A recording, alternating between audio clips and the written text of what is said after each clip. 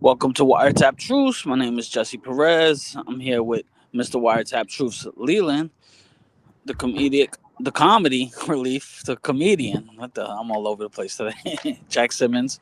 Comic Um, relief. yeah. Uh, Shooting from outdoors today. Nice. Yeah, under a street light. Um, yeah. So we're going back into the essence of the show. Well, not the essence because in the essence, in the sense that this is a recap, but it's not a wire recap. We're still Right. on We Own the City. So 2026, I rang in the New Year's pretty good. I was working it, you know, we're gonna, that's a Yeah, little joke. this is the last episode we're gonna shoot for the year. We were just saying before. So yeah, the end of 2025. I know. I was trying to Good way act to like end it the was year. 2026 already. Oh, okay. Oh Yeah. shit. I didn't catch on. Well, it's not. Sorry to blow your cover, but Right. Jesse's lying to you guys. It's 2025 still. yeah, But you won't see this until the future. So for those in the yeah. Y'all won't catch future, it to the New Year's. you So know. Who knows what will happen in the future? Maybe this would be like a lost, episode. The world ends. That's why part. That's why I still say party like it's 1999 because it's still relevant because everybody thought the world was going to end in That's 2000. true. Party like 1999 is still a relevant saying. Maybe So it yeah, did end, man. What? No, it we're, didn't. are we're you a gonna Prince do fan, Jesse? what's up, Leo? I said, are you a Prince fan?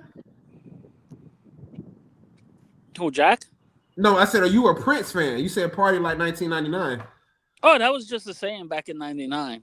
Oh, okay, yeah, but it's Prince a has real song. It's a Prince Prince, song.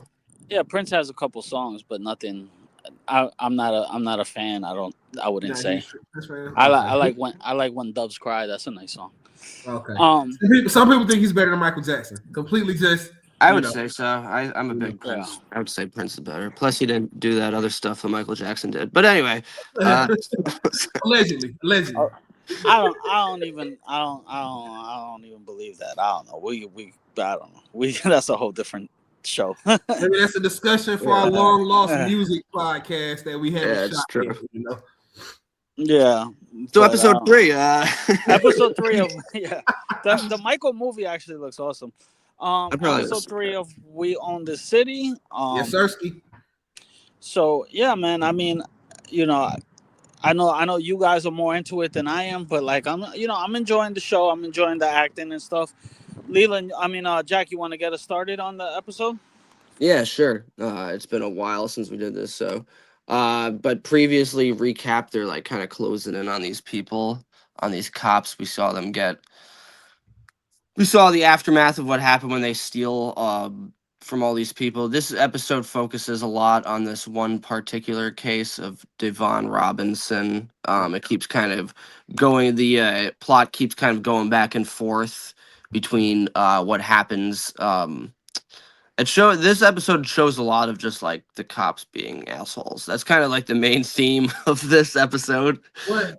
Um, it starts off, the first scene is we see Sergeant Allers being like walked down by that guy Saraki, and the bald guy that works for the FBI that's investigating, and he's trying to be like casual and like making small talk and pretending like this isn't a serious thing or whatever, like, oh, this is Oh just no, my boy. business. Yeah, You but going to jail. he's like his lawyer kind of immediately like reminds him, he's like, dude, you need to get into shape, this is serious shit you're Serious. involved It's with. federal. They have you like on record of stealing money directly from people. um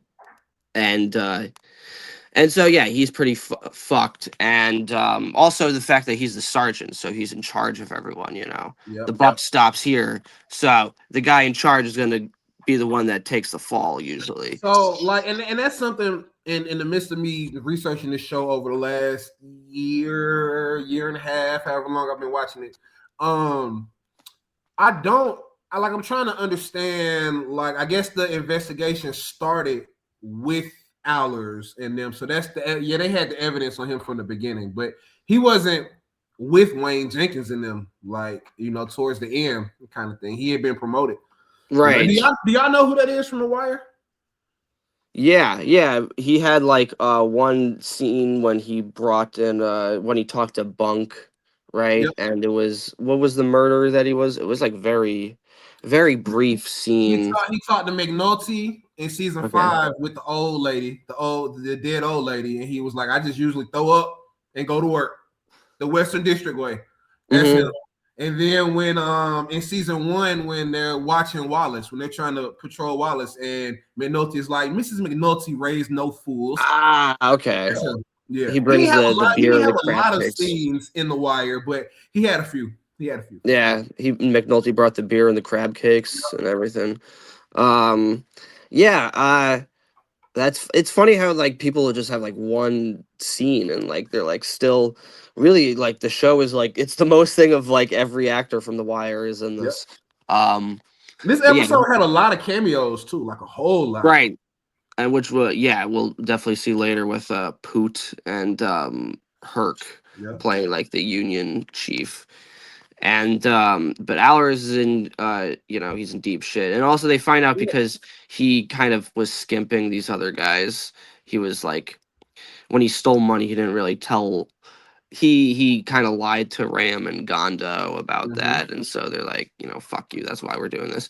And a $10,000 robbery, bro, that's crazy work. Right. Like, I mean, it's nothing compared to what we're gonna see later in the episode, but like, bro, these folks were hitting people over the head. Granted, these are drug dealers. I mean, that don't necessarily make it less wrong or no, I mean more they still don't have the right to get hit in the head, right, And I in don't real know life, that conversation with Andre kind of led me. It is. I mean, these people are putting out drugs on the street that kill families and ruin families, also, right? true Like, enough. yeah, but they still have like, civil rights though. I mean they still And have that's rights. true too. Like, can't just It's take that double away. sided. It's double sided. sure, but You know, when with that conversation with Andre, I kind of was like, yeah, I kind of, and then there's a scene here that I'm like, well, but this wasn't like, I guess when he attacked the guy on the porch was crazy. Right. That was just, and that's just like a civilian. But like, yeah, dude. I mean, these, yeah, but like I said, you don't think these people are killing each other too, like these top drug dealers and stuff. Of course yeah, they for are. sure. But that doesn't mean I think what Jack is about to say or trying to break it down was even if they are doing that, you still got rights. Like it's not the cops' right to come in my house with my children. First of all, we're gonna talk about it, but it's not the cops' right. No, you're right. Oh yeah. With the to kids come in my house too. and steal my money. Like right. Yeah. Even if I got it wrong, like it's not the cops. Yeah, but that's why it's illegal money to begin with. But that's true.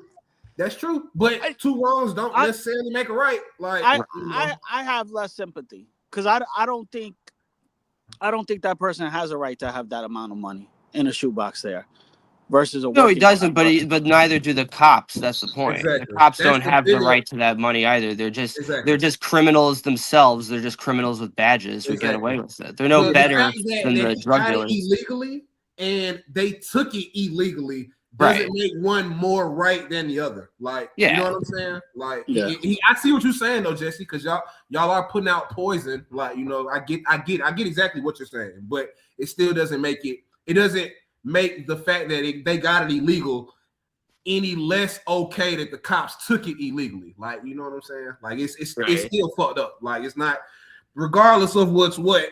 You took the money from my house, like, from my family, regardless of if I got it illegally or what. Like, you took out of my children's mouth in a way. I just have less sympathy versus a working class person that gets their money taken. Like, in the beginning with her show. Agree. No, I think we all in agreement there. But for the Davon Robinson specifically portion of it, he did lose his life kind of behind what the cops did, which is true. And it is true, Jack. I looked it up. Okay. It happened exactly how you're about to explain it. But, he lost his life pretty much in front of his kids on his stoop, in his own yard, like, because of the cops. So granted, he got it wrongly, but if the cops wouldn't have taken that money, he'd probably be in jail at least, but he wouldn't be dead. Shit, like. Also, that I feel like that logic is also just like a slippery slope, because it's like if you can just go into somebody's house and be like, "Well, fuck you, I'm going to take your money. It's illegal." they can just use that logic to just like detain people Yeah. legally, or just And I mean that's the that's what they same do. right, that's the same like that's the same bullshit that's going on right now, with like just bombing boats that suspected terrorists. And people say, well, fuck them. They're all, who likes drug dealers? But at the end of the day, it's like even they still have rights. And also, it's just like you're just giving the state more power, and that's kind And of the you know what, Jack and Jesse, you said a great phrase just there, Jack, about slippery slope. Legal drugs kill more people than illegal drugs. Like if we want to like try to say what's well, what, legal drugs kill more people than illegal drugs. Like so, I mean, it's That's it is a I mean, slippery I don't know I if slope. don't know that's what you true. mean by that. Look it I up. don't. Y'all can Maybe look we it up. can I mean, sidetrack. y'all can I look don't it know up. what. Y'all can look it up. Y'all can look it What up, What do you man. mean? What do you? Just look it up because we already 10 minutes in. We'll talk about Okay. that later. But just Yeah. look it up and All fact right. check me. If I'm I, wrong, I'm wrong. But yeah, look I it up. don't. Look Okay. it up. Look it up. Yeah. Because opiates are legal drugs in a way. Like certain Right. Yeah, but opiates are. if they're taken illegally though, What do where you I mean think take most. illegal? So if you get a prescription for OxyContin, you're supposed to take one every 8 hours. True. You're not supposed to take them by the bottle full. That's true. But Right. that So don't make you're them any less legal. They're still legal. You still the got it legally. the If they usage choose to the overdose usage is on them, illegal. The yeah. usage But is I illegal. mean, Yeah. that's you can say the same thing with illegal drugs. You're not supposed to shoot that much heroin in your arm, kind of thing. Whether you got it legally or illegally, you still, You're not supposed to shoot any heroin into your I was, arm. I was gonna say facts, you know. I don't think you're supposed to shoot heroin in your arm at They're all. like, well, this is the right amount. I've had enough heroin for the day. Any more than that, and we're done. Yeah, keep going, Jack. Man, you threw me off with that one, We'll bro. talk about that on another episode. But that kind of goes to a flashback of with what's his face, Herschel, who's wearing like a very of that time short sleeve over long sleeve kind of outfit, and he's Mhm. getting taken into his boss's meeting, Yep. and is like, uh, he thinks like he's in trouble because they start talking to him like, we've been getting a lot of complaints and it's getting all this noise, and they kind of do a fake out though. As the audience, you think like, oh shit, he's gonna be like in trouble, but he gets Mhm. promoted Right. to the gun trace task force. So it shows that like if you're really really abusive, you get promoted. That's how fucked up this whole thing is. Like, and he's all just like, all right, cool. He doesn't expect. He also thinks he's gonna get in trouble too. Right. And the Um, backtrack on the sergeant, two Sergeant Allers, he got 15 years, y'all, in real life. It was 15 years that they gave him in real life. Yeah. So okay. Oh, yeah. he went rat. Right. He didn't give up nobody. So he went trying to some of the other as we get to the other episodes Right. and you get to breaking down and doing your research, Jack, on like the actual cases like that they got in real life, you'll see the disparity in the years on some of them. Like it's Mhm. crazy. Some people only got 7 years and served like 4 of them. I think Okay. it's kind of their state of minds too. Like I don't think the sergeant thought he was doing anything really that wrong, right? When he's being questioned, he seemed. Yeah, he's kind of just like, well, everyone's dirty. Like, I'm not doing anything different than anyone else. Like, I it's took just some I'm still money. doing my job. You Right. know. He's like, And it's just like all I'm doing is taking money. Like, he doesn't really Which think. brings the honestly, question y'all. of Shooter, like Jamie Hector, like when, because I was like thinking about that scene, and I'm like, yeah, it's a tough position, but actually he should have the right thing to do. Tough position would have been to report Wayne Jenkins right there, right out the gate, because like But as soon if as I'm you not do mistaken, that, isn't that his sergeant? Isn't Wayne? Is he a sergeant yet or not yet? I don't think so. I'm I not think that's sure, different. but you can go above He is. somebody's head. I was talking to a cop about like stuff like this recently, like an Uh-huh. FBI agent, Mm-hmm. and he said, early on in his career, he had like a Carver and Herc situation where they had unaccounted money, and they were like, they're not gonna believe us if we go back, and they were like, we gotta go back. It don't matter if they believe us or not. Like, Yeah. you if you take this, you just enter yourself into a shitstorm. So like, I mean, I think you know Jamie Hector seems like a nice guy, straight edge guy who made a mistake, and God bless him. But Mm-hmm. I think like if you really want to break it down, like the right thing to do would have been to report Wayne Jenkins at that time. Yeah. I mean, I And I think mean, it shows I there's think they're heart. equal, y'all. I don't think Wayne is a sergeant yet, Jack. Okay. In this episode, I don't think No, he's no, I don't a think he is sergeant. either. Yeah, But he hasn't got I promoted. was paying attention to the timestamps, y'all. Like this episode a lot more than the other two that we watched so far. And like when Wayne starts to break bad, essentially, for lack of better words, um, like he's establishing himself as a top tier plainclothes officer. Like he's getting active, he's getting arrests, he's getting guns. Like he's really becoming active in this episode in plainclothes. So it's kind of like, even though they're the same, he's got a reputation already, like in Right. terms of I'm a top tier 5-star cop, essentially. Mm-hmm. Yeah, So, his sergeant really likes him. for Sergeant sure. Mustache is like really a big fan of his throughout the show. I forgot his name. I just feel like that's a better name for him. But yeah, no. What's his face? Allers, his lawyer keeps explaining to him like that he's gonna get like a huge, like 20 years, with like no parole. You only Yep. get out You're like gonna do 15 most or of it. Right. 16, whatever number he said. Like you're gonna do most of Yeah. these years. And I was about to ask y'all too, just based on this episode. Like I know Sergeant Allers I know he was the sergeant, but like I didn't really see a lot of the illegal stuff like we saw with Wayne, like to the degree of what Wayne Jenkins was doing. Like I know they No, showed no, he wasn't like beating the shit out of people like Wayne yeah, was. like Wayne is truly unhinged in he's this lit. episode. This is when Wayne you see Jenkins is him lit. like fucking go out of his mind here. No, he's lit. He's lit in real life too. Like Right. that's how he is. That's really what he's about. Like I've seen some footage of that documentary I told y'all to watch a few times. I caught a monster, or I think I grabbed a monster, something like that. Mm-hmm. And it's actual footage of Wayne Jenkins, like body cam footage. You can see he's very charismatic, very like he's talking to these people. Like I can see the drugs right there. Like he's with the shit. Like Right. he's with the shit, bro. He not no weakling or nothing like that. He active. He was getting active for sure. Yeah, he kind of like, I could see that. I mean, his portrayal is he's very like loud and boisterous and has this like larger than life personality. He's always like any room he walks into, he's like the center of attention. He has to like address everyone.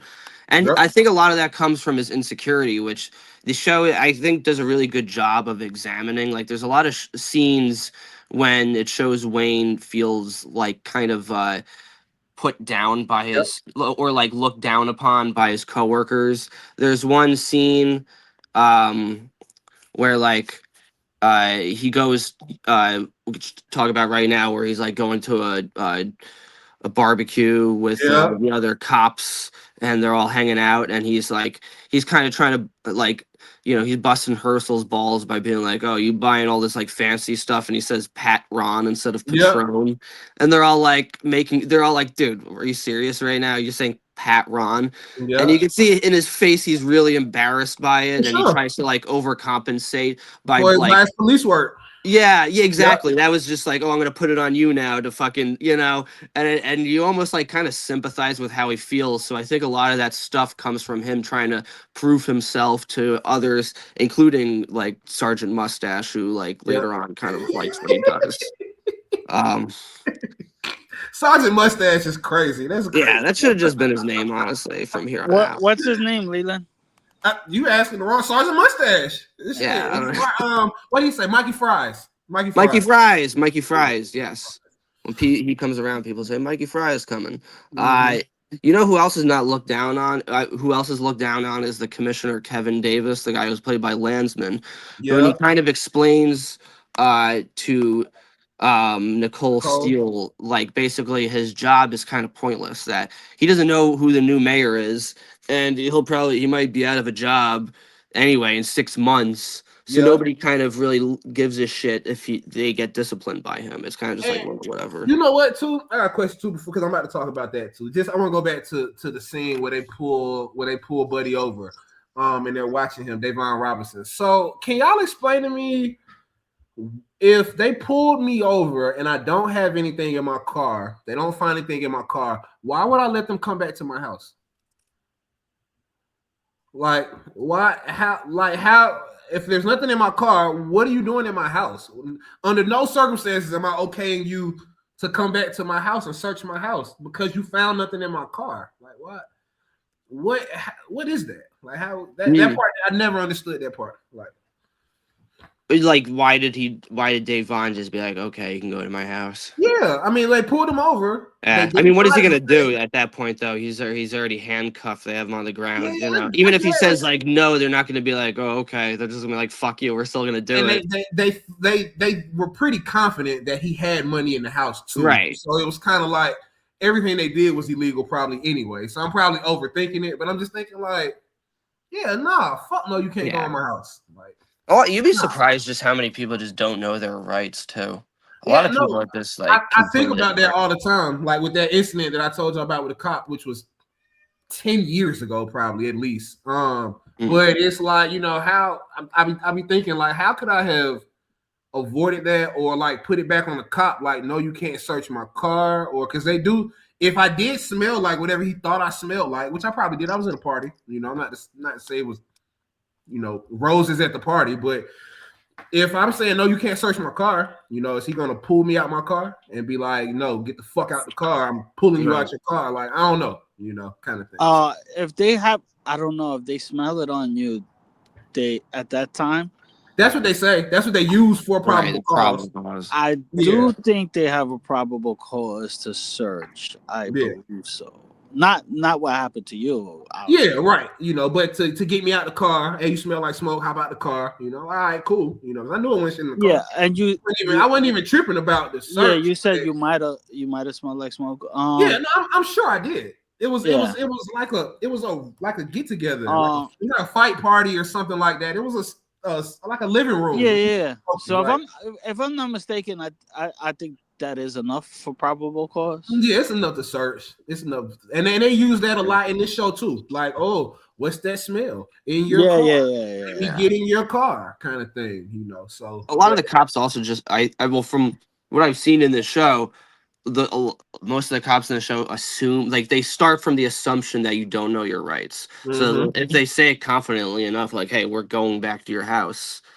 Oh, yeah, facts. Right, well, fuck it. I guess we're going back to my house. Yeah. And they don't like say it in a way of like, and they do it, it's crazy how they do it, because they are just searching his car for money to steal. Like, it really is just there's no like greater ambition mine. It's just like, I just want this guy's money, and that's the whole point. And they happen to find guns, and and when they go back to Dave Vaughn Robinson's house, they show like his wife and like a young kid, and like Herschel tries to like talk to him and see, and they're all just like, man, I'm like, man, you don't stop talking to my fucking kid, bro. You crazy?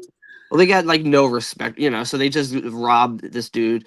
Herschel, what's his name? Allers takes all the money for himself, which was lies crazy. to the other guys in front of all of them too. Like, they can see what you're doing, like, kind of thing. Like, what? Yeah. They all knew it. They all knew that he stole the money, kind of thing. And then nobody want to address it in a way, When they're in that fast food like drive-through, Ram and Gondo Ram asks him about it, and he says like, I don't have any money. Like, I would have shared with you guys. And Ram and Gondo both give each other a look, like they know he's lying. And that scene is funny to me, because it's just like, they just remind me of like college, like frat boys, they're just like talking about chicks, talking about girls. You never would have thought they were cops, just like they're celebrating after a big score. So they're going to get fucking cheeseburgers. And you know what else too, you all that's so telling about the whole Nicole Steele and commissioner conversation. Like, the stuff he was saying is crazy. Like, he was like, pretty much the fundamental problems that haven't been addressed in years. So like, the city of Baltimore has just been broken for years. Like, I mean, like, shit, well, that's the thing, is that these problems are just like so fucking difficult. And it's like it takes like decades to fix, and a lot of these problems are like deeply fundamental to like the teachings of the police academy, which it Mm-hmm. shows is like they're taught to act this way. So it's like you need to fix the way the police, and are taught to how to do their jobs here. And like with Allers, for instance, is like his whole squad is dirty. So it's like, how do Yep. you clean up a mess? Like that when he talks to that like poet before, the rapper Mm-hmm. Steele, he has that great line where he's like, you can't put out a fire with a bucket of no, what Yeah, was we're it gonna get like? to that. We're gonna get to that. Okay. We're gonna get to that. Yeah, I got Yeah, something to but say about that. so it's like these problems are just so fucking difficult. And also this is of course right after the killing of Freddie Gray, Yeah. when all the police, and so they keep mentioning that of how these officers were suspended.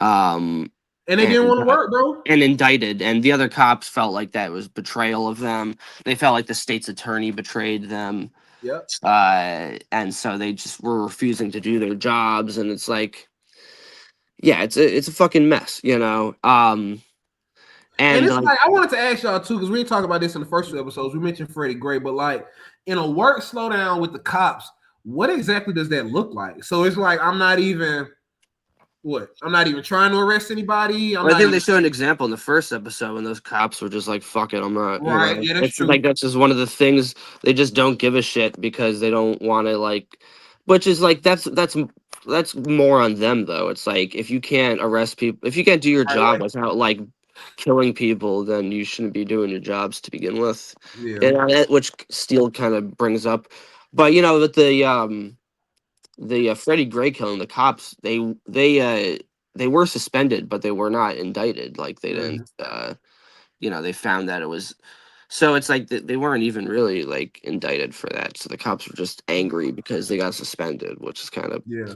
you know, but so like there's a lot of the scenes are like that with conversations back and forth about how difficult their job is, and one thing that kind of gets like old is like the constant referencing to like the political climate. Like she talks to she has that lunch with like her friend from Washington D.C. and she's like, "What's going on with the Mhm. election?" And she's like, "Well, I can't imagine Hillary's gonna lose." And I'm just like, "We get it. Like fucking, you Yeah. made that point like 5 times." Um, yeah, that was just one thing where I'm like, okay, a little on the nose. But also this episode, a big like kind of B plot of this is Sean Suter doing his like investigation of the death of that guy in the alleyway. He found Mhm.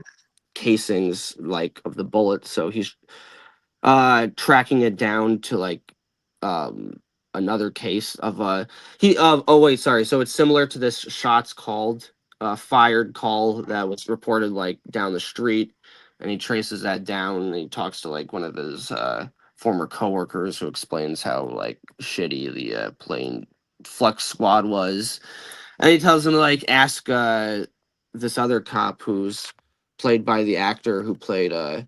Dookie. Dookie, Dookie.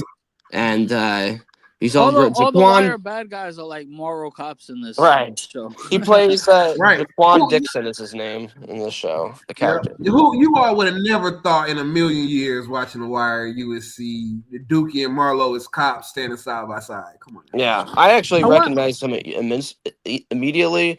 I don't think most people would, though. I feel like that means that we just watched the show too much Yeah, yeah, because he looks he's completely tall. He's different. gotten much taller too. he The looks a actor that lot plays Dookie. he looks Yeah, a lot more different. He looks like the one that aged the most. I mean Right. that grew in to an adult the most. Like Maestro Yeah. still looks like Randy. Julito Yeah. still yeah, looks like No Manny. facts. You Same. know. Same with Mike. Same with Mike. Yeah. They all kind But of still kind of have yeah. that same kind of boyish, kiddish look a little bit, Yeah. kind of. But yeah, no, he tall as shit. He definitely grew up for sure. Yeah, he had a growth spurt. Yeah. Yeah.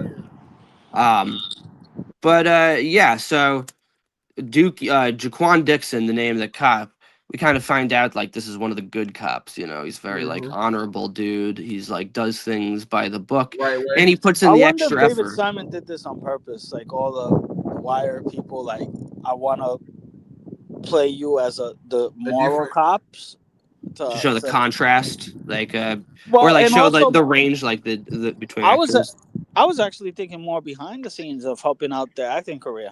I was like, look, you could use Yeah. this on your profile of like, yeah, I you played played a two drug dealer, different. but you played a cop also. You know. Yeah. Oh, I'm sure they I did. I mean, like a lot of those, the actors from when we interviewed them, they said that David Simon and Ed Burns were something of a mentor figure. So I'm sure they stayed in touch, after the show ended. And then when David Simon made this show, he probably reached out like, "Hey, I got a role if you're interested." And, you know, I mean, that happens a lot with like showrunners or directors that will reuse actors.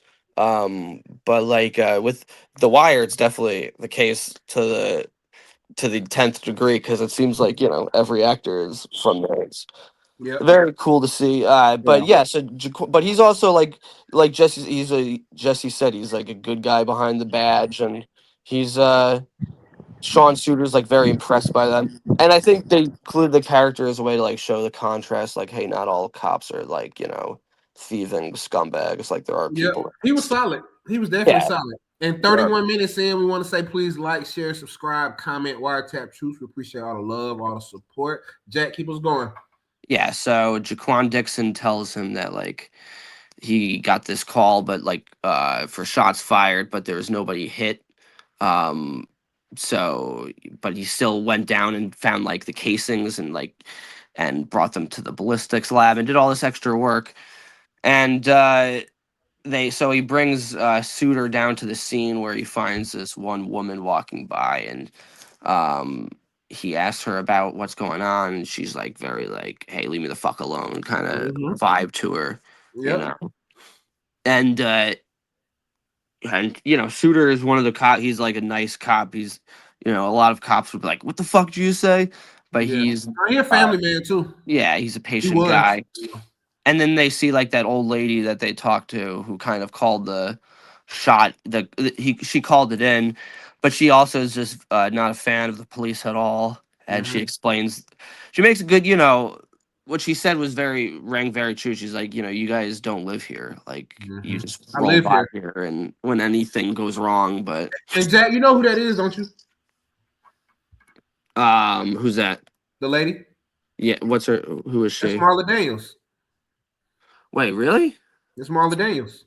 Oh shit. I didn't know that one. Oh wow. Yeah. Okay, So in the wow. living room, you got Yeah. Marla, Dookie, and And Marlo. that's kind of crazy. That's yeah, wow, that really is like She does look different, but I mean, you got to think when The Wire was filming, she was yeah. probably 45, 50, probably. It's almost like American Horror Story, how they all the same actors but playing different roles and everything, Mm-hmm. Yep. Um yeah, when she explains like, hey, we don't like the cops, Sean Suter is just like, I like his explanation. He's like, we get it, but we still need to figure this out. Yep. So, And I and love he, how relatable he was being to her in that scene. Like it mhm, was really like it really he did such a great job as Sean Suter. I don't know if that's really how Sean Suter was, but I love Jamie Hector as Sean Suter in this show. Like mhm, he's just a great individual. It just seems like, even when then we'll get to the end, but I mean, we're spoiling the podcast, it don't matter. Even when Wayne gives him the money, at the end, it's almost like it doesn't show him on camera actually taking it,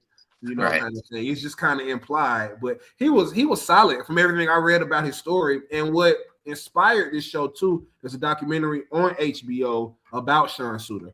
And it doesn't have his name in it, but like if you watch We Own This City, it might pop up like stuff you might want to watch too when it does that on HBO. I can't remember the name of it, but it's a documentary about his death, and essentially, like it's I Okay. haven't watched it yet, but I probably should because I've read the story enough times where it's a very interesting story. He seemed like a solid dude. He had 100 kids too, like with Yeah, I mean, one wife, but he's had a bunch. He was a good dude, a good father.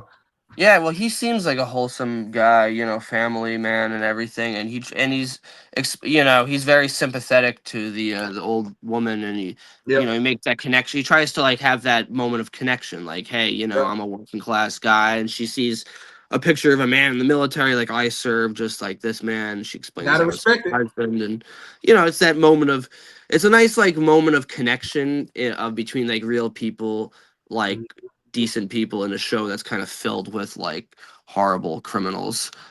So, you know what I mean? I kind of like how it has that contrast to it, and And then also too, Jack, just yeah, a back time track, timestamp rather. 2005, according to this, is essentially when Wayne started becoming like a top tier plain clothes officer. 2005. yeah. That's the scene when he was bagging up the weed, and he's like, I gotta get home to my wife, Sergeant. It said 2005. Okay, I didn't know that. Um, huh. Yeah, okay. I mean, that makes sense. That his career lasted like kind of like 10 years essentially. Yeah, Um, about up until if you count up until the arrest, yeah, like a little over 10 12, years. Yeah, 12 years, I think. yeah. 10, 12, 14 years, I think. Mhm. Something like that. Somewhere in there. Almost 15 years, I think he was a cop. I think the makeup the team does a good job of showing the difference in age. Like he actually looks like younger in the earlier scenes. The way like his hair is more like, his hair is more proper in the later episodes and everything. They kind of Shout out to Jesse, Lily, you want bro. to shout her out? I knew it. I was about to say, you want to shout her out, Jesse. I knew it.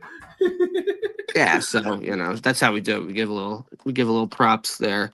Um, Yeah. So there's this scene which I mentioned before where she meets up with that guy who he did like the rap about Herschel being a That's two fucking. different people. That's a different but Two no, different. that is the same person because Mm-mm. she no, that's why she.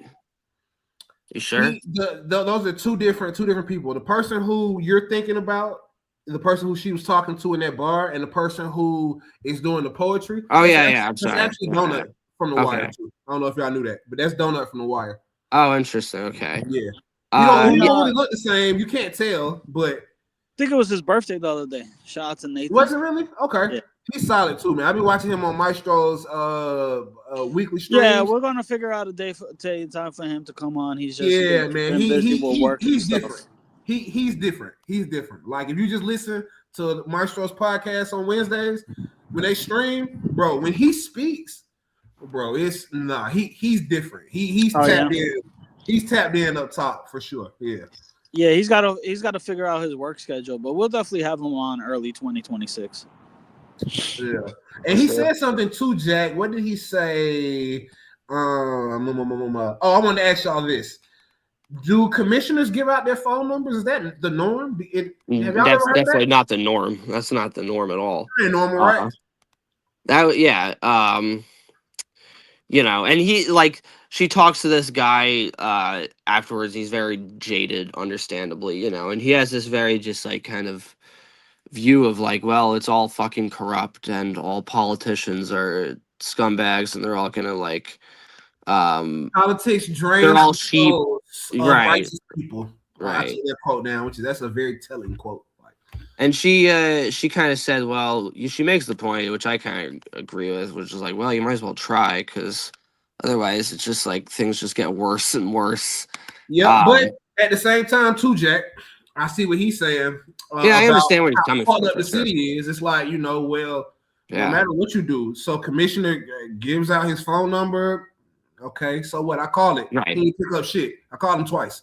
No, yeah, I definitely appreciate where he's coming from because but I get what empty she's saying promises. too, trying to get him to see like maybe like a different view. And they speak again. I think the last episode, Right. I think they have another meeting when she gets the dissent decree kind of approved. She meets back up with him, and they have a moment there. But some of the stuff that he was saying, like I took it down too, like Very well spoken, very great. Yeah, Dialogue. Yeah, bro. I was like, You cannot clean the floor with a bucket of dirty water. Yeah, I love that. I was like, and that was a nice. What? And she was like, dirty water can still put out a fire. And he was like, not the fires in this city.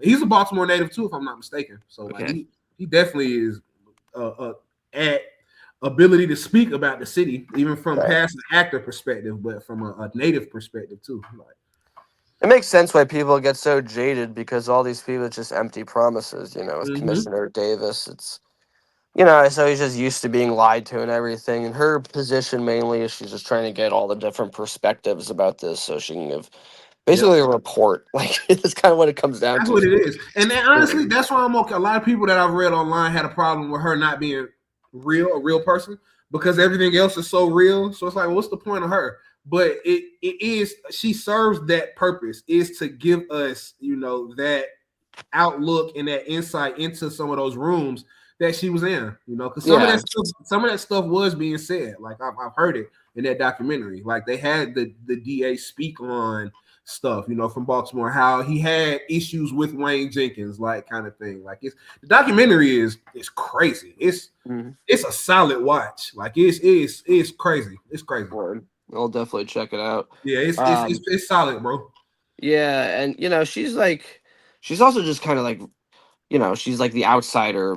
She's kind of like the viewer, she's just like learning this stuff for the first time, and just she gains a greater appreciation for how fucked up this is. And by the end of the show, she kind of has the same mentality as as that guy that she was just talking to, because she's like, well, everything's fucked, I'm leaving. And it's like, okay. The whole shit is fucked up. This whole city is fucked up. It's nothing to be done. Like that scene at the end of the show when she's in court with her protege or whatever, that scene is extremely powerful. Yeah. Like it's really powerful. And you see from the beginning of that scene when the judge dismisses the convict because his lawyer isn't there yet, she's like, she don't even let him speak. She's like, yeah, whatever, next.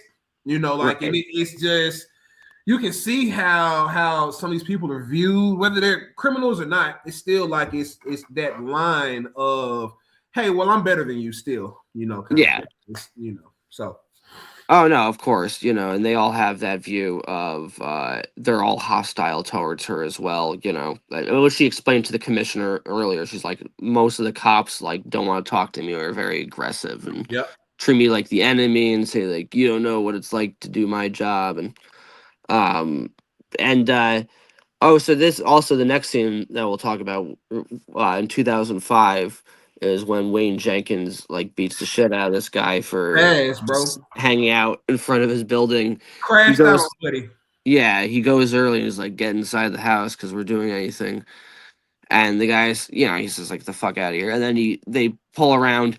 It shows that scene, what I think was really like Wayne's turning point as a cop. I think that was the arc that just switched him into a different person, because even his the person he's driving was just talking about some girl that he's trying to sleep with, and then he's not even listening. He's just just has fire in his eyes. And that's when he first, and then he finds out that he can just get away with that shit. I was gonna say, so I was watching this for the first time because when I first watched it, it was when it came out, so I don't really I don't remember it that much.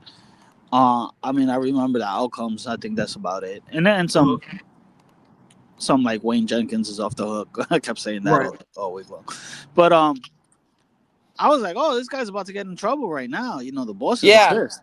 And they were like, oh, man, you fucked this up. You got to word it. But I was like, come on. I thought that too. Yeah. Bro, look, this is the note that I took about this. I'm glad you said that, Jesse, because it's fucking sick, actually. So for one, knowing how to talk to cops too, if a cop pulled up on me like that and was popping his shit like that, I might go in the house. I don't know if it's worth, because I have a daughter, I don't know if it's worth me going back and forth, even if it is my property. If y'all on bullshit, let me just back up. Right. All right, bro. Y'all want to be on bullshit. I'll wait for y'all to spin the block, and then I'll come back outside. If we really want to sit outside right now, I'll just wait until y'all are nowhere in the premises, kind of thing. But he popped it on Wayne, I ain't going fucking nowhere, and Wayne, he lost it on him, kind of thing. And Buddy, his friend, said to him, hey, bro, chill, bro. Bro, chill.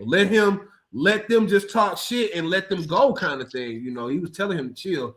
But when he got it in front of his higher ups and they started laughing, it's so this shit just don't even matter. It don't even matter that you beat the shit out of somebody on their front porch because they're an earner for you. He had to go to the hospital, they mentioned, Exactly, bro. And he said that we are always going to protect you. That is fucking insane, bro.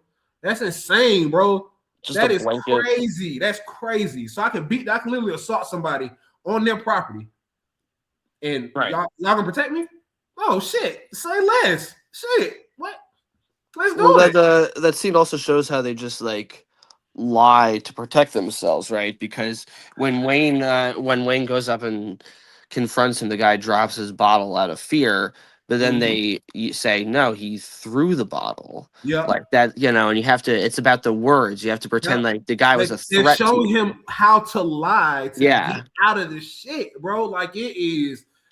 The problem wasn't just the cops that were stealing money. That's the right. next layer of this. It's Mhm. the people who were doing good or who were looked at as somewhat decent police. They were still telling the cops how to avoid some of the shit that they in. Oh, you just shot somebody?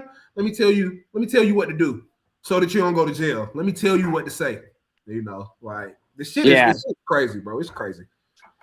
yeah. It's incredibly fucked up. I mean, like, yeah, they do that actually twice in the episode. Now I think about it, because the first scene, it's like the fake out, and the writing, they do that on purpose to like trick you up to think like, oh, Wayne's gonna get in trouble, and Mm-hmm. here it comes. But yeah, they reward that kind of behavior. So it's like from a cost perspective, they just figure, oh, okay, we're just gonna keep doing this, and And nothing will happen. you know what, too, Jack? Just speaking about that, and I don't think it's this episode.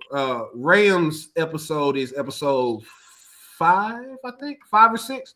I think Mhm. he controls one of the last 2 episodes, but he even says that he's like, yeah, look, so what? I lied to the cops, and I stole money, and I failed a lot of technical tests, and guess what? They paid me for 2 years, Right. with pay, and when I got off of suspension, guess what they did? They put me in the gun trace task force. Like, so it's like it doesn't matter what you do, kind of thing. Like, long as you not, you not. I guess I don't even know what the limit is. Like, The what. whole tree is rotten, and it's like that's why like that's why they show at the end of the at the post credits at the end of the series, they just say, well, the plain clothes squad was just disbanded, because it's like Mm-hmm. there's nothing you could do except, well, you might as well just get rid of the whole thing then. Yep. It's like if it's all corrupt. Yep. And yeah, he really like beats the fuck out of him. That's yeah, Man, and you lost it on Buddy, bro. yeah. Um like punched him square in the face six What? times. And it even says like Wayne's even like joking around with it too. Like they don't care, they just figure, well, fuck it, it's part of the job, and that's how it is. Um it also, this episode kind of follows the FBI agents too, as they're like Yep. going back and forth, and like kind of have this like cat and mouse game with the cops. You kind of find out a little bit about that woman Jensen, like, is a Mm-hmm. flautist, and I love that scene. I'm a flautist. I flout. I like that. flouts, I love that. Yeah. I love yeah, that she's a scene. very good actress. She had like a big role in that show Succession. She was very good. Okay. And that actor, I like to see when he's eating McDonald's and he's like, I'm having prime rib. I'm at the prime rib having steak au poivre. Right. Like, I love that. I love that. He was always trying to impress her. He had a little crush on yeah, her. he had a little Sure. crush on his boss. It was cute, For sure. a little human interaction. And the show, what I like too is like at the end, it's just that's it. Sometimes you just have a crush on your boss, and Yeah. that's life. Yeah. No, he Uh, definitely had a crush on her. But yeah, that scene is that's another powerful scene too. Even Herschel was like, yeah, bro, just let them buy their drugs, man. I'm hungry. Like, so it's like, damn, the drugs in Baltimore is like, it's almost like drinking water, almost. Like, it ain't even yeah, that shit is it's not it's they go one and two kind of thing. Like, yeah. Well, the cops also, they shows like they don't really care about stopping nope. the drugs. That one scene, it's funny, that one scene when they're on those two guys who are both drug addicts, and they're just waiting forever because Gondo got like bad information from his CI, Yep. and then Hearst was like, "Fuck this! Like, I don't care." It's like they want it as fast as possible. They're Yep. just like they're like, animals that just go around stealing money from people, and then just celebrating afterwards. Um, and Wayne realizes like the joys of that too, of living life above the law, because later on we see him meet the bondsman character. Mm-hmm. Um, Who's real? He's real. yeah, he's He's a real. real person. I'm trying. Yeah. Do you remember his name? I'm trying to remember his like Donnie. What's Donnie's last name in this shit? Donnie something. It's Donnie Uh, something. yeah, and he's an interesting character because he has like his whole like makeshift office and everything. Bondsmans are oftentimes very interesting people. It's a Yep. very like weird profession to have. Donald Stepp. Okay. Oh yeah. Okay, that makes sense. And he's just Wayne's friend from long ago, and Yeah. we established like Wayne helped him out, and Wayne helped him get uh, the bondsman certification or certificate or approval, or I right. think his letter of recommendation or something helped him become a bondsman, something like that he mentioned. But that's another thing. So I'm glad you said that, Jack, because he mentions to him, this is after the whole scene with the stakes, and he's like, yeah, what is this Pat Ryan tequila? He goes to see his boy.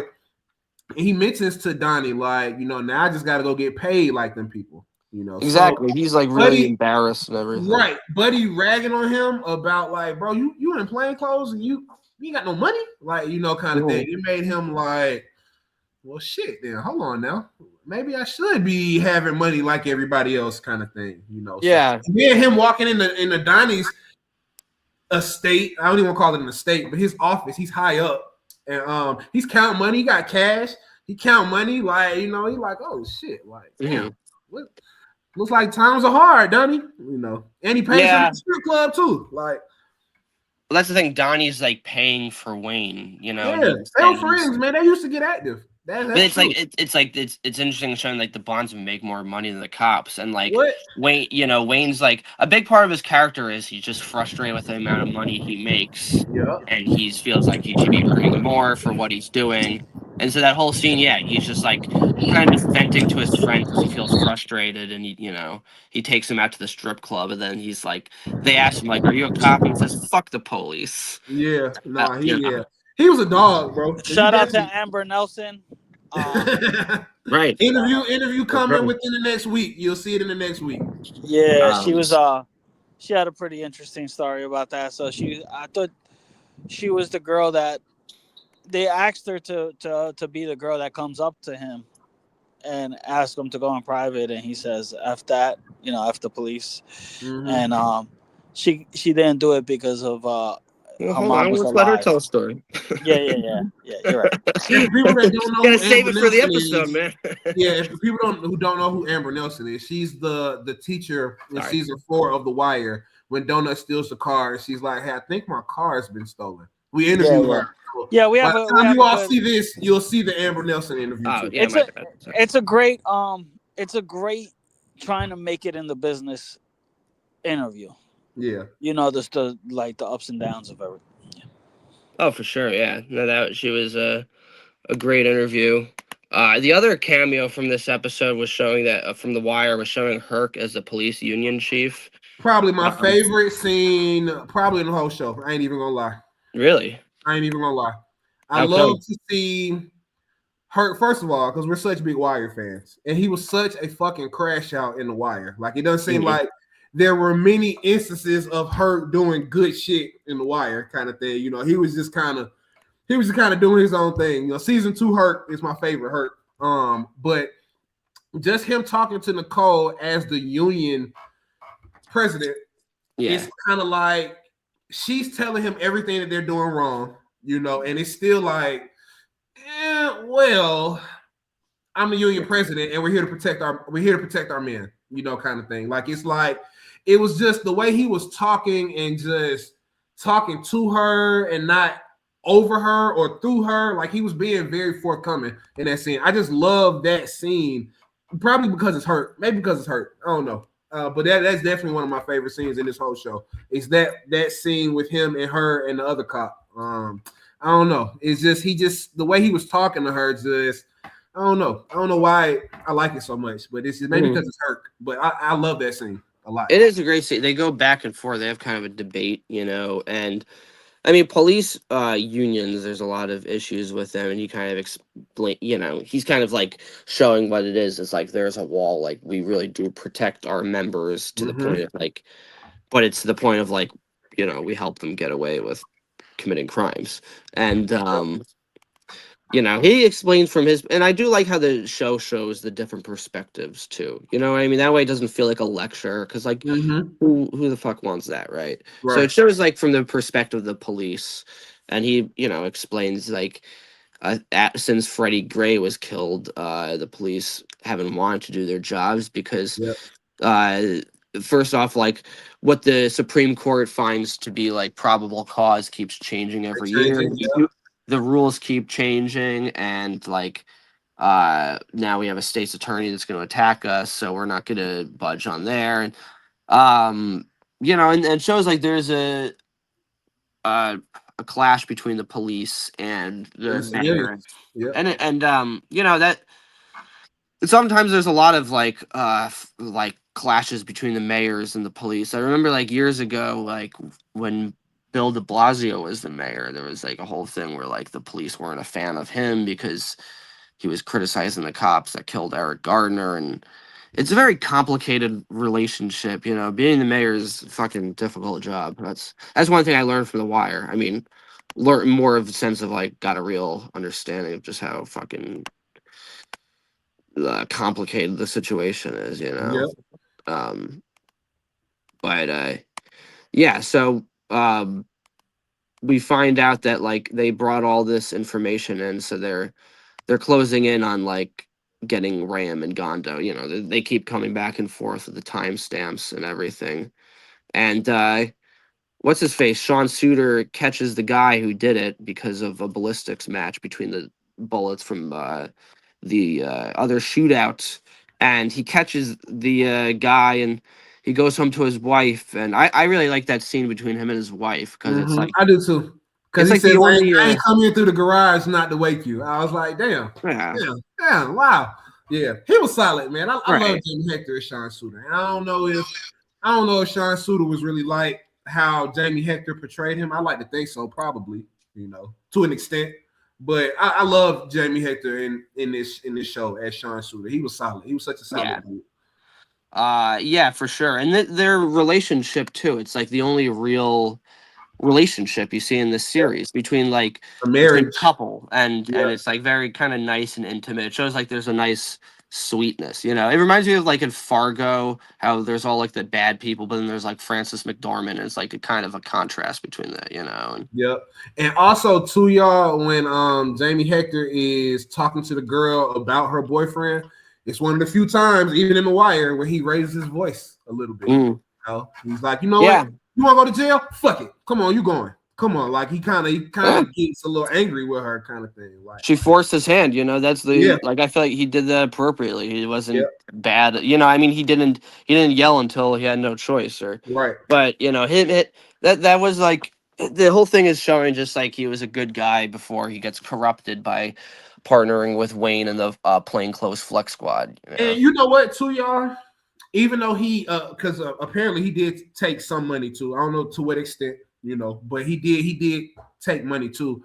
But even after that, like it's almost like he was the most remorseful for it, Right. or he knew kind of like, man, I did some shady shit, because he was telling people like, man, if you're gonna work with Wayne, get in and get out, man. Because Yeah, he's he's constantly into some warned about shit. that from people. Yeah, he's constantly telling Yeah. people like, man, he's into some shit. But, I'm telling y'all, the it won't fall on him. It'll fall on y'all if anything happens. Like he definitely felt some type of way after working with Wayne. Even in the first episode when Wayne walks into the homicide unit, he's like, "Oh, Wayne, hey, what's up?" It's not like, "Oh shit, Wayne, I'm happy to see you, man. Good to see you, bro. It's been so long." It's like, "Oh, so more shit." Yeah. Good Yeah, job, exactly. Wayne. It's kind of like, all right, cool. So Like, ugh, this fucking guy again. yeah, Yeah. Yeah, and when he partners up with Wayne, their main target is going for this guy who like runs like a car wash, yep, and is also a big time drug dealer. yep, And they raid his car wash, and they go in, and Wayne just starts like questioning the guy. And he's very patient. He's like, "Do what you gotta do," but then Wayne starts like talking shit and destroying his Wayne was popping place. his shit. He was popping his shit on Buddy. He was talking crazy. So hold up, before we get into that, Jack. You know when y'all know when the cops when they walk into the car wash, right? If this is a car wash, a drug dealing car wash front, are there no cameras in the back? Like, why did nobody see that 8-9 cops were coming up to the car wash? Like, is that not? I don't know. I thought maybe there should be a camera in the back if you're running drugs out of your car wash. Like, shouldn't you have a camera in the back? Like, I don't know. But that makes sense. Yeah. I don't know. I didn't think about that. That's a good point. But yeah, he starts destroying his shit. It shows that he's also a bad cop because instead of like Suitors has the better instinct of like actually let's look for the drugs themselves instead of immediately start ransacking the place. And then you know what, Jack? It wasn't until Buddy called him the word that we can't say on our podcast. And we can say a lot of shit, okay, but we can't say that F word. But when he called him that, oh yeah, Wayne was like, yeah, he got what? You know. Oh nah, he spazzed after that. He took it to heart after he called him that. Like he definitely kind of got loopy in the head after Buddy said that to him. Like, you know, he's like, you gonna call me up, you know, kind of thing. He was spazzed. He broke the TV. He was going crazy in there. Like he was spazzing. Right. He was spazzing. But Sean kind of like saves him in a way because he finds the drugs and guns that are like kind of stashed away in this table. Yep. And Sean cracked another case, and like it's his introduction to the plainclothes flex squad. Yeah. And he's really solid as a cop, y'all. Like, right. And I don't know, Jack, if you've ever seen Bosch. I don't know if you've ever seen Bosch. I've not seen that Bosch. I've seen some of it. I haven't finished it, but I've seen some of it. It's pretty good. And Jamie Hector's in there, I think. Mm-hmm. Or wait, or is it Jamie Hector and Lance Riddick? Are both of them? I know Jamie Hector's in that show. I think is Lance Riddick in Bosch too, or is it just Jamie Hector? You see. But yeah, he definitely cracked the code with the table. And I mean, a $40,000 robbery from a drug dealer, bro. Like, I mean, I get it. All right, the money is right there, but Wayne, you took $40,000+. Like, you gonna walk out with $40,000 on you, bro? Like, it says they get so confident they just think like they can get away with it because, like, who's gonna stop them? You know, they're fucking. That scene is kind of like it makes me look. And first of all, it ends the episode pretty much, but it makes me look at Wayne like I'm trying to think of the right words. Like it's almost like how brazen you take so much money though. Like he's so unsubtle, you know. He's just like, I'm just gonna take all of this. What he said it looks like about 50,000. He said we're gonna turn in. He said, "What you think?" He said about 4 G's in drug money. So I mean, if it's 50,000 and y'all turned in 4,000, so you took $46,000.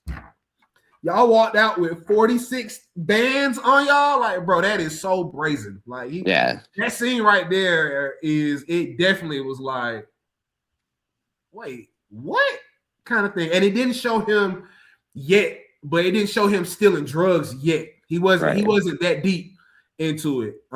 He had to establish that with his boy Donnie, the bail bondsman, before he started doing that heavy. But you know, Wayne Jenkins was that man was a monster, bro.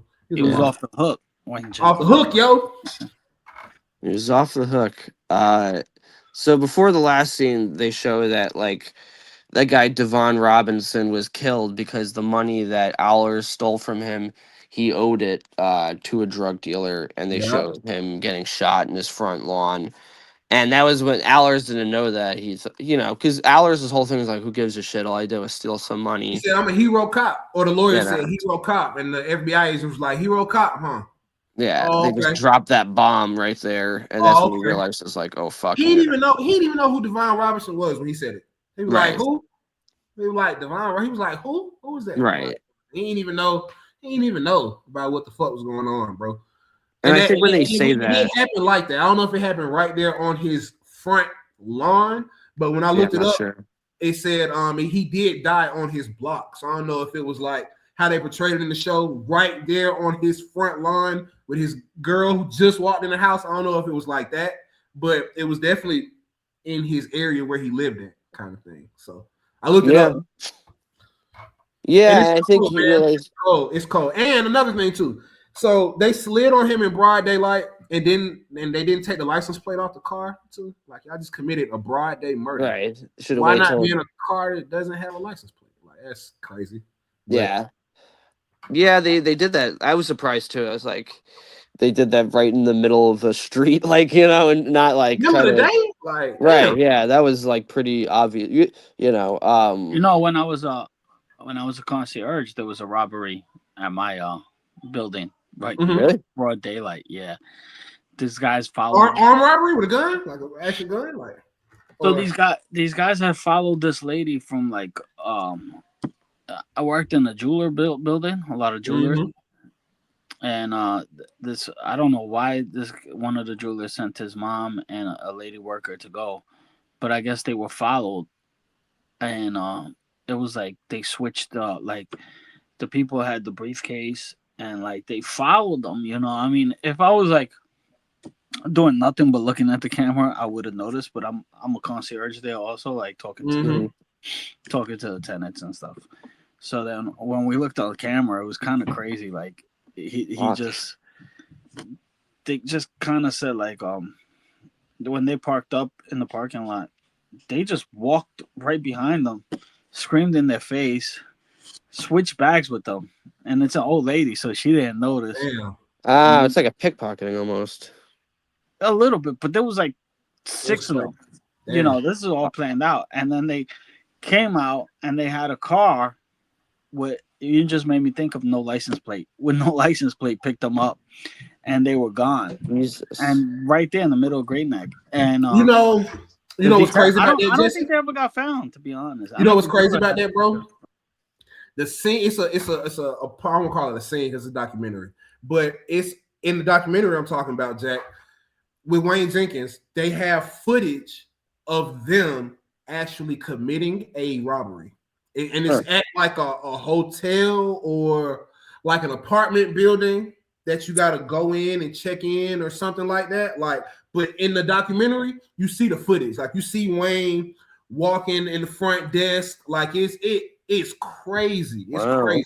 Yeah, no, the documentary, man. It's probably something we all should watch, bro, because it's insane to see stuff like that. Like, so wait a minute, you get to see him actually planning out an actual armed robbery, like kind of thing. Like, it's insane. It's insane, bro. It's insane. He was on another level. He was on some other shit, bro.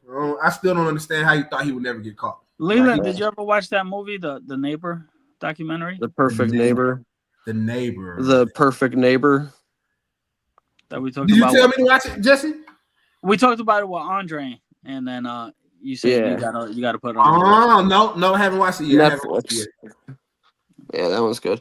Yeah, maybe we could review we could do like an episode reviewing the Wayne Jenkins documentary or something. Yeah, that might be tough. That's a good idea. That's a great idea. Clip this. I'm all full of great ideas.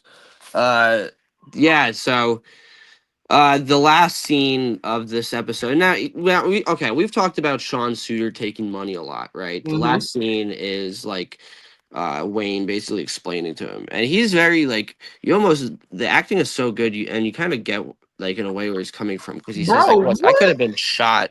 What we did today." He's like, "That's not what we make." And he so I take home every 2 weeks, bro. It ain't worth it. My fucking kids ain't eat no badge or no flag. What do you say? No badge and no folded flag. They can't eat no fucking medal. Like, bro, it was.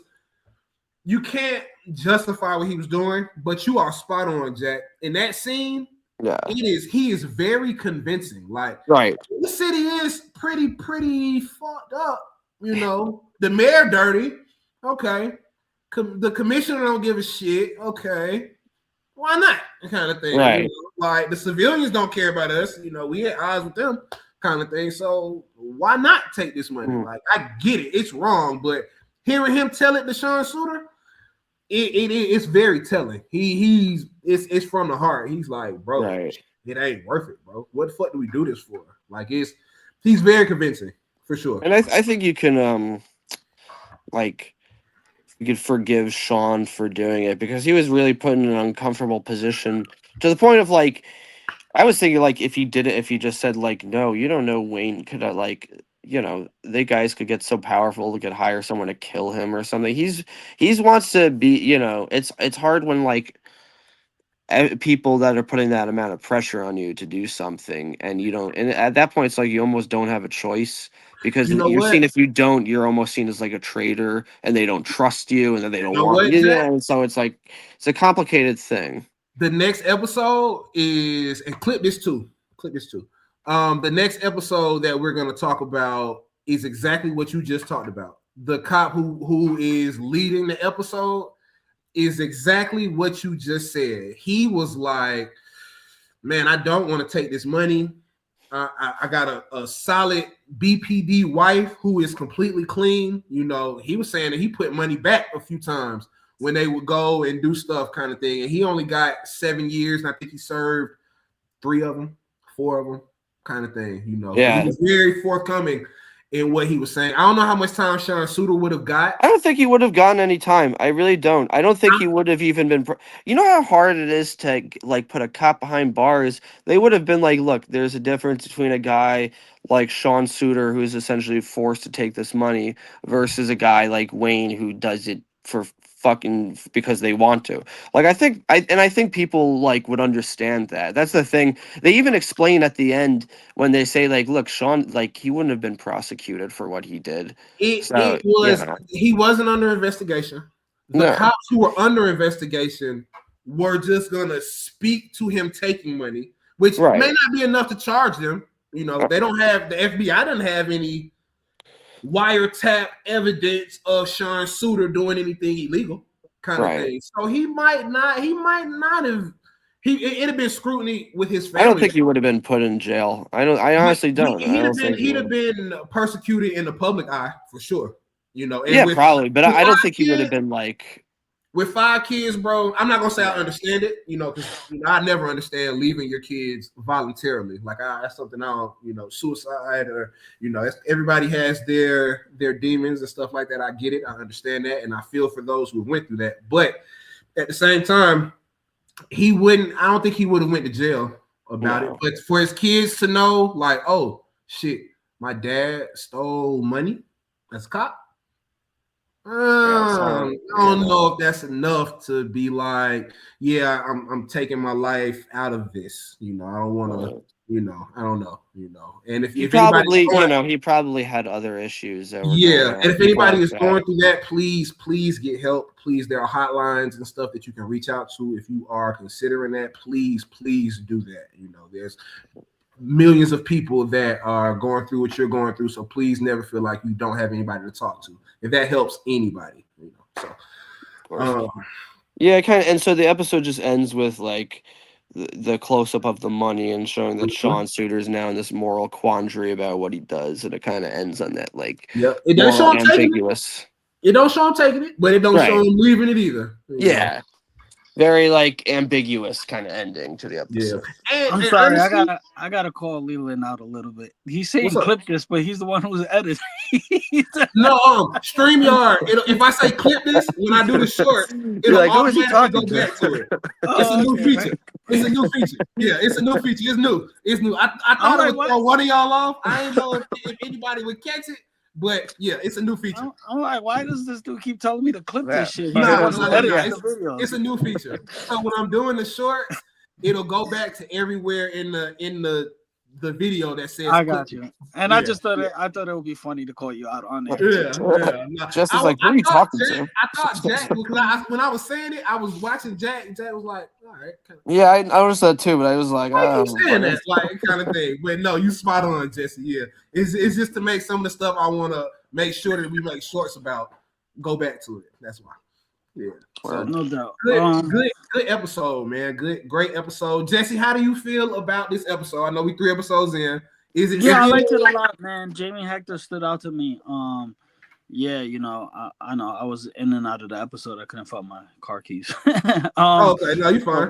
whatchamacallit? Yeah, it was a real good episode. I enjoyed this story. Jamie Hector will probably be the standout That's actor. your MVP. Yeah, Yeah, Yeah, I'd say of so the too. I think so episode. too. He He was was so solid. good. He was Yeah, solid, he was man. good He in was this. definitely solid, man. And also He- what I was saying earlier about like he could. I mean, I still believe he could have went over Wayne Jenkins' head and kind of ratted him out, but I'm not judging at all. I've done yeah. stupid shit, probably worse than that. So it's like, Right. I'm not saying that. I'm just saying if we want to get technical with it. He could Right. if he wanted to be of the highest moral compass. Well, Yeah. I'm just He saying the could have mistakes that. went over his head and been like, "Hey, y'all, look, this was going on." Right. But I agree. honestly, they wouldn't Well, have done I'm anything just if he saying the did. mistakes that Nope. he had made. Like Right. there was a mistake in there that could have come back to bite him because at the end of the day, you do have people that will be like, I'm, bro. If you don't put this back, I'm going to the higher ups with Yeah. it, right? They're Yeah. like some Serpico types, Yep. So, but I'm not saying I'm not one that wouldn't have cracked over the Yeah. pressure. I was just being a little technical with If he everything. wanted, if he really felt some type of way about it. Not true. There's all the different moral layers to it, And I think so too. I think also he could have been thinking like, well, if I did that, I mean, they wouldn't have done anything anyway. If he had told them, what I think would have happened was they would have just moved him out of the unit, and then like, which you could all, but then you could also argue, well, then what's wrong with that? If the whole unit's corrupt, why do you want to stay there anyway? Yep. Shouldn't you want to be out of the unit? Or he Right. could have also requested to transfer to another unit. So. Sure. Yeah, there's all these things he could have. It's a very like. There's a lot of different. I Twists and don't know. turns. Twists. But like you Yeah. said, Jack, if is it IID, whatever it is. ID. If it's Internal as affairs. bad as they say in I. Baltimore, you're right. Shit wouldn't have happened if it was just Sean Yeah. Suter. Oftentimes like, they punish the guy who reports and say, they'll be like, Yeah. well, fuck this guy. He's not one of us. That's what You they know? did to Kostopoulos later on. They show. Yep. Put him out the unit. Yeah. Case So stop. good shit, bro. A1 episode, phenomenal episode. I think Jamie Hector is the MVP without question of that episode. He was solid. He's so good, Sean Suter, man. That's a phenomenal role for him to play. Like it's awesome. Yeah. So we'll go Great down job. the list. Shout out to executive producer Donna Adrian Gibson. There you go. As the movie coming out where she was the head costume designer, starring Omar Epps, comes out the last weekend of January. We will be there. We will be there. Moses the Black, right? Yep, that's what we said yesterday, right? Nakia Dillard. If you sign up to this acting class, please use the link that we subscribe you guys on the bottom there. Tell him we sent you guys. He's a good friend of the show. He's always checking up on us. Yeah. Shout out to Bob Sporer, who keeps me sober a day at a time. That we keep in contact. Rest in peace to James Ransone. Blessings to his family. Kamal Bostic Smith. We have his YouTube link down there. Go to his YouTube. Michael Kevin Darnall. You could go to his Instagram. I think he has plays coming up and stuff. Yep. Julito McCollum. Go to his Twitter. He's selling the Wire.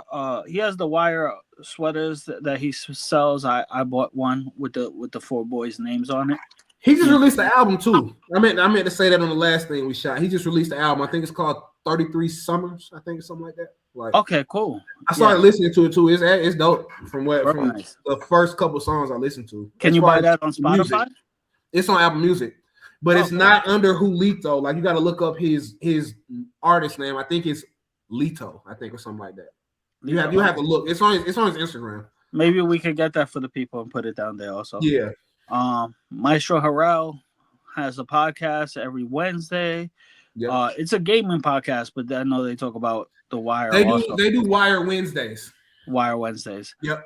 And Debbie Young, the makeup artist, and I think she was the head makeup artist for this show too. We Own This City. Yep.